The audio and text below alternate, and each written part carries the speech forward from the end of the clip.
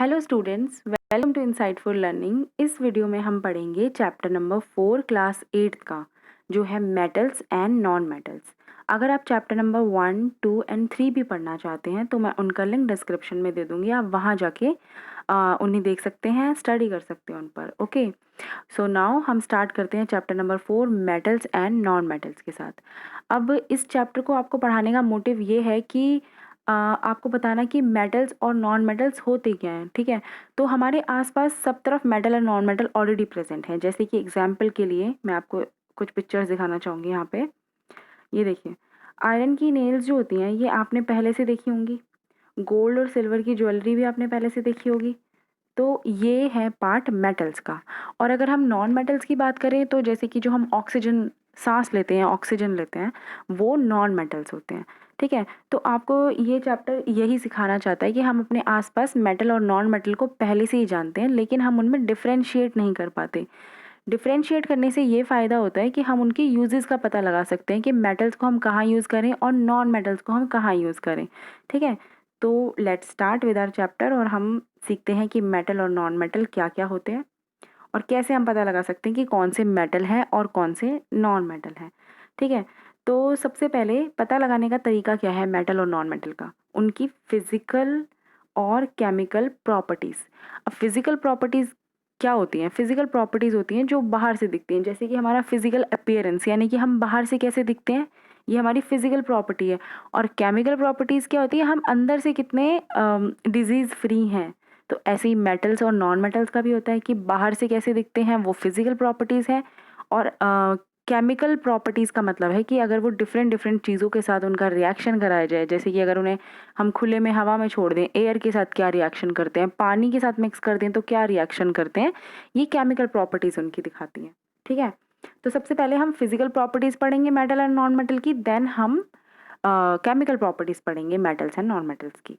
तो physical properties यहाँ पे आपको हैं, यहाँ पे 6 अराउंड 6 आपको फिजिकल प्रॉपर्टीज़ हैं।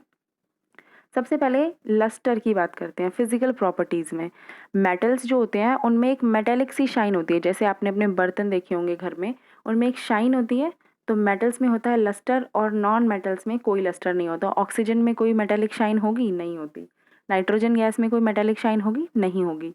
लेकिन नॉन मेटल्स का एक एक्सेप्शन है कि आयोडीन और ग्रेफाइट एक्सेप्शन है इसके, कि इनमें शाइन होती है, ओके। अदरवाइज नॉन मेटल्स में कोई शाइन नहीं होती।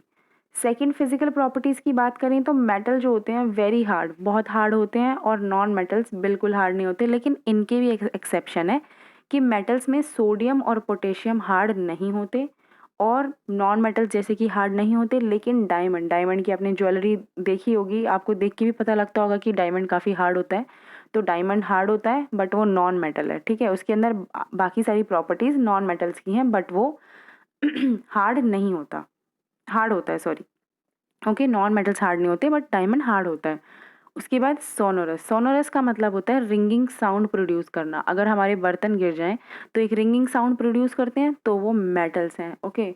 और जो रिंगिंग साउंड प्रोड्यूस नहीं करते, कोई साउंड नहीं आती उनके गिरने पर ये जनरली, तो वो नॉन मेटल्स हैं।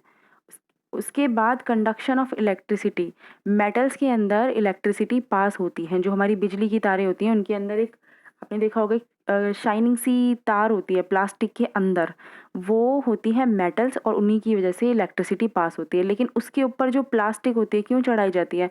क्योंकि वो पुअर कंडक्टर है इलेक्ट्रिसिटी की। तो देखो यहाँ पे हमें एक यूज़ पता लगा ना मेटल और नॉन मेटल का।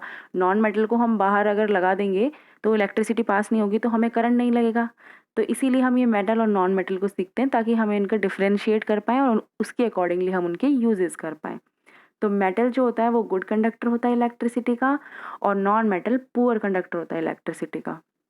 उसके बाद मेलेबिलिटी की बात करें, मेलेबिलिटी का मतलब होता है उन्हें हम बीट करके पतली पतली शीट्स में कन्वर्ट कर सकते हैं। तो मेटल्स को तो हम कन्वर्ट कर सकते हैं, जैसे आपने एल्यूमिनियम फॉयल देखी होगी जिसमें हम रोटियों को रोल करते हैं, तो उन्हें हम थिन शीट्स में कन्वर्ट कर सकते हैं। लेकिन नॉन मेटल को हम नहीं कर सकते, ओके। उसके बाद डक्टिलिटी, डक्टिलिटी का मतलब होता है मेटल्स को पतली पतली तारों में कन्वर्ट किया जा सकता है लेकिन नॉन मेटल्स को नहीं किया जा सकता, ओके। सो ये इनकी कुछ फिजिकल प्रॉपर्टीज़ थी जिससे आपको पता लग सकता है जो मेटल है उसका ऑपोजिट नॉन मेटल है।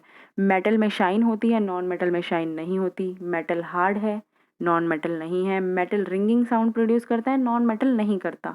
लेकिन हाँ, साथ ही साथ हमें कुछ एक्सेप्शंस भी इनकी याद रखनी है। जैसे मैंने आपको डायमंड के बारे में बताया, ये एग्जाम्स में आ भी जाता है कि कौन सा नॉन मेटल है जो नहीं है, वो हार्ड मेटल जनरली हार्ड नहीं होते, लेकिन कौन सा नॉन मेटल है जो हार्ड होता है, तो वो है डायमंड। ओके, अब हम बात करते हैं, अब हम आ जाते हैं कुछ एक्सेप्शंस पे। जैसे हमने पहले भी अभी पढ़ लिया है फिजिकल प्रॉपर्टीज़ के साथ ही, थोड़ा सा और देख लेते हैं। मेटल्स जो होते हैं जनरली हार्ड होते हैं, लेकिन सोडियम और पोटेशियम नहीं होता, हमने पहले भी देख लिया था। और ये इतने सॉफ्ट होते हैं कि हम इन्हें नाइफ से भी कट कर सकते हैं, ठीक है। उसके बाद मरकरी।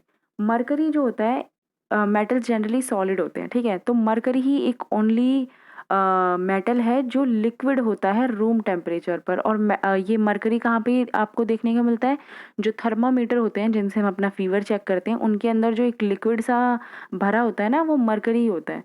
लेकिन मरकरी एक मेटल है, लेकिन फिर भी रूम टेम्परेचर पर लिक्विड होते हैं। अदरवाइज मेटल्स के बारे में हमने पढ़ा था कि मेटल्स बहुत ही हार्ड होते हैं, तो ये एक एक्सेप्शन है। एक्सेप्शंस एग्जाम्स के लिए काफ़ी इंपॉर्टेंट होते हैं। उसके बाद नॉन मेटल्स जो होते हैं वो हार्ड होते हैं एक्सेप्ट डायमंड, ये भी हम पहले देख चुके हैं। अब हम मेटल्स और नॉन मेटल्स की पिक्चर देखेंगे। ये देखो, मरकरी है सबसे पहले, उसके बाद गोल्ड ज्वेलरी, काफ़ी शाइन होती है, हार्ड होता है, गिर जाए तो थोड़ी साउंड भी प्रोड्यूस करता है। यहाँ पे मेटल्स को हम पतली पतली तारों में कन्वर्ट कर सकते हैं।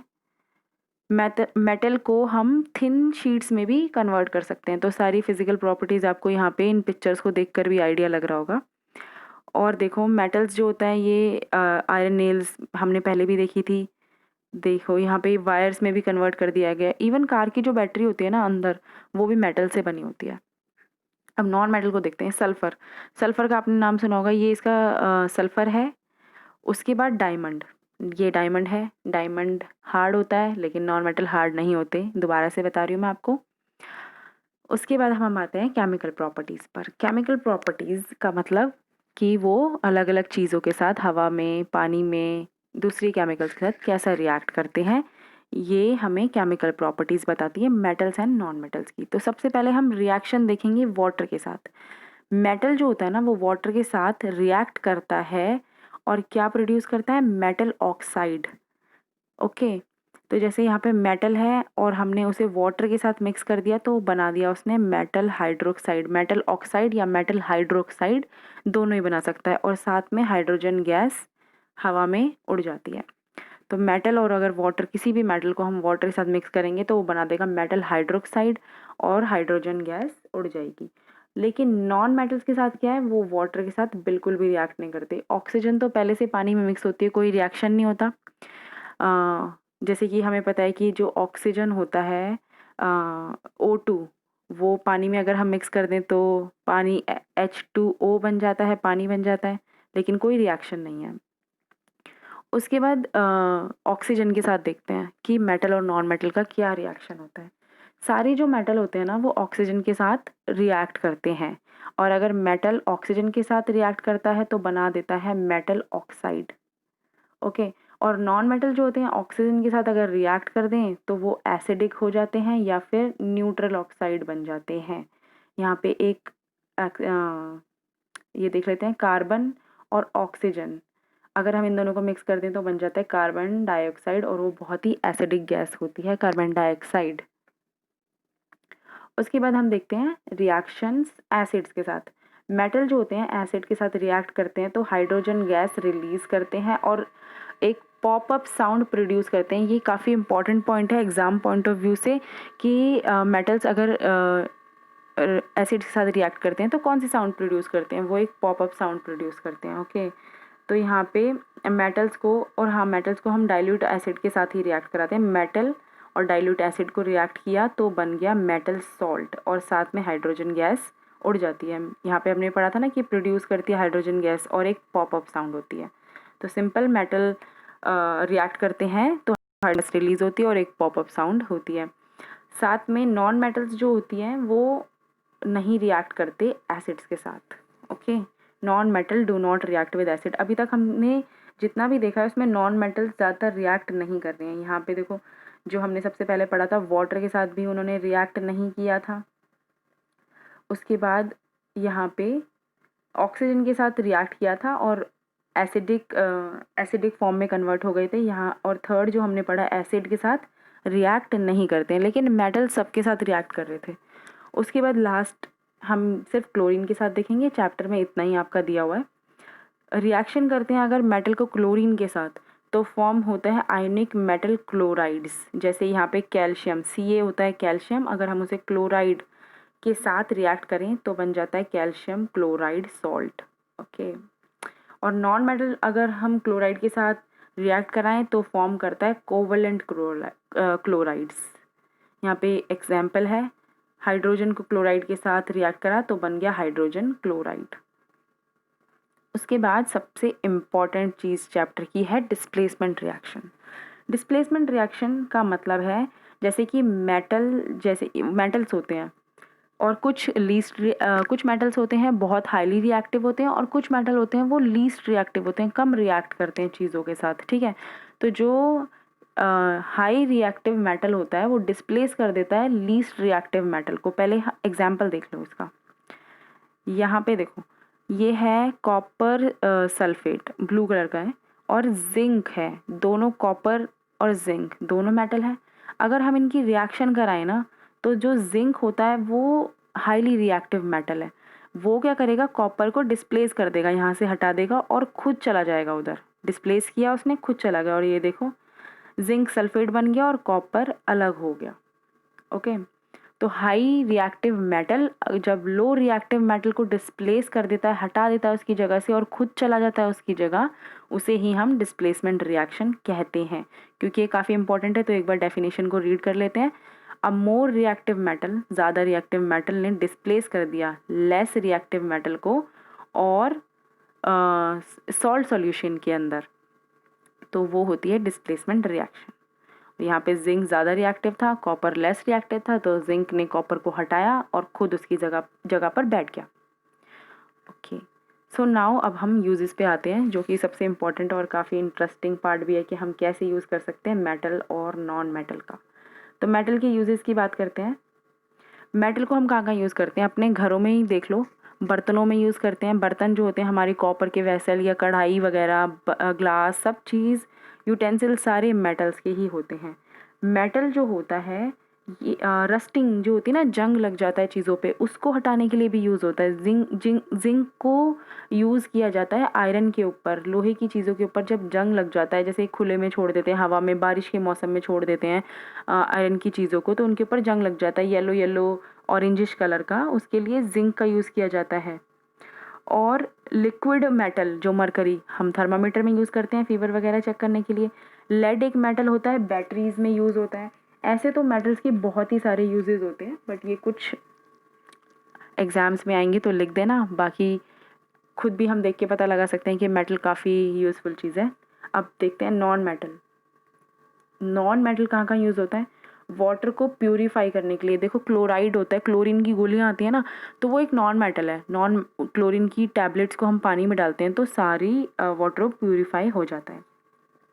और क्या करता है, मेटल प्रिजर्व करता है फूड को। जैसे कि आपने चिप्स के पैकेट में देखा होगा ना, एक हवा भरी होती है, जो भी होती है वो नॉन मेटल ही तो होती है, नॉन मेटल गैस है, तो प्रिजर्व करती है फूड को। उसके बाद रॉकेट का जो फ्यूल होता है ना, रॉकेट जो जाते हैं स्पेस में, उनमें लिक्विड हाइड्रोजन यूज़ होता है, और हाइड्रोजन नॉन मेटल है। कितना ज़्यादा यूज़फुल है नॉन मेटल, आप देख ही सकते हैं। और इवन मेटल्स भी काफ़ी यूज़फुल है हमारी डे टू डे लाइफ में। हम मेटल और नॉन मेटल के बिना तो काम कर ही नहीं सकते। उसके बाद हम इनहेल भी करते हैं नॉन मेटल को। स्टार्टिंग में ही मैंने आपको बताया था कि ऑक्सीजन बहुत ही इम्पॉर्टेंट है हमारी लाइफ के लिए, हम सांस लेंगे तभी हम ज़िंदा रह सकते हैं, तो ये एक नॉन मेटल है और ये बहुत ही इम्पॉर्टेंट है। उसके बाद फर्टिलाइज़र, जो खेतों में फर्टिलाइज़र्स होते हैं ना, उनके लिए भी नॉन मेटल को यूज़ किया जाता है बनाने के लिए। तो मेटल एंड नॉन मेटल बहुत ही इम्पॉर्टेंट हैं, ये हमारे लिए नेचर का गिफ्ट हैं। अब और हमने उन्हें फिज़िकल और केमिकल प्रॉपर्टीज़ के थ्रू डिफ्रेंशिएट करना सीखा। और यही ये चैप्टर, आई होप आपको ये इजीली समझ में आ गया होगा और आपको इनके यूजेस वगैरह भी समझ में आ गए होंगे। और अगर आपको इनकी पीडीएफ चाहिए इस चैप्टर की, तो प्लीज़ मुझे कमेंट सेक्शन में बताना, मैं आपको इनकी PDF प्रोवाइड कर दूँगी। Thank you so much for watching. अब मैं आपको नेक्स्ट चैप्टर में मिलूँगी, जो है चैप्टर नंबर 5 क्लास 8 का। Thank you so much for watching. अगर आपको वीडियो अच्छी लगी तो प्लीज़ लाइक कर देना और चैनल को सब्सक्राइब कर देना। ओके।